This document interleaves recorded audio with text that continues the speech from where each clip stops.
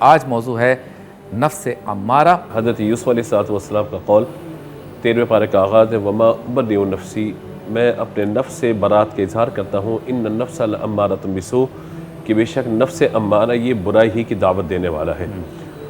अल्लाह तबारक व तआला ने नफ्स की 3 अक़साम कुरान पाक में ज़िक्र फरमाई है। नफ्स यानी ख्वाहिशात, हमें जो वसवसे आते हैं, एक शैतान वसवसे डालता है और दूसरा हमारा नफ्स है वो वसवसे डालता है। नफ्स की तारीफ़ उलमा ने बयान फरमाई है कि जिस तरीके से अक़ल जिस्म के अंदर एक जौहर है जिसको कोई जिस्म की शक्ल में हम देख नहीं सकते, जिस तरीके से अल्लाह तबारक व तआला ने हमारी अक़ल को नूर बनाया, इल्म नूर होता है, कुरान बंदा सीने में दाखिल करता है, हिफ्ज़ करता है, वो नूर होता है, उसका कोई वज़न या कोई शक्ल नहीं होती, लेकिन ज़ाहिर है कि वो कैफ़ियत को महसूस किया जाता है।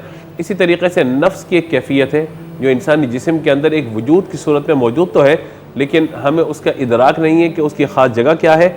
लेकिन हाँ, इंसान को जो वसाविस आते हैं वो 2 तरह के होते हैं, एक शैतान की तरफ से वसवसा आता है और दूसरा उसके नफ्स की तरफ से वसवसा आता है।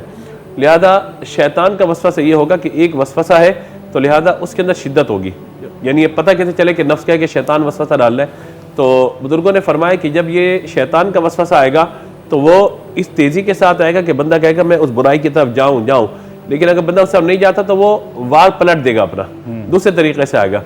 और नफ्स की शरारत और ये नफ्स का वसवसा ये होता है कि वो एक ही तरह की बात बार बार कर कर कर बंदा नहीं करता, दोबारा पीछे पड़ जाता है, दोबारा वही करता है, यानी उससे वो बुराई करवा कर रहता है नफ्स हमारा।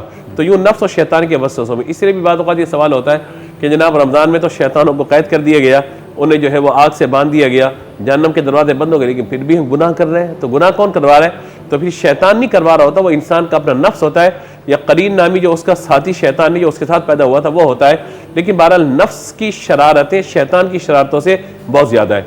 इमाम गज़ाली रहमतुल्लाह तआला अलैह फरमाते हैं कि अगर इन दोनों दुश्मनों को अपना भाई हम तसव्वुर करार करें, यानी एक शैतान है और एक नफ्स है, अपने भाई से मुराद यानी ये दोनों आपस में भाई हो, एक भाई नफ्स है और एक शैतान है, कहते हैं एक बड़ा होगा एक छोटा, तो बड़ा भाई जो है वो नफ्स होगा, छोटा भाई शैतान होगा।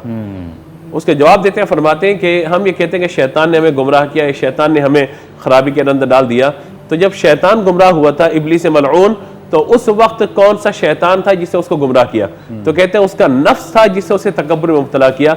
तो फरमाते हैं कि ये शैतान छोटा भाई है, नफ्स उसका बड़ा भाई है। अच्छा। तो लिहाजा वसवसों के एतबार से शैतान के वसाविस तो होते ही हैं, लेकिन इंसानी ख्वाहिशात बाद औक़ात इंसान को अकायद के एतबार से, आमाल के एतबार से बर्बाद करके रख देती है।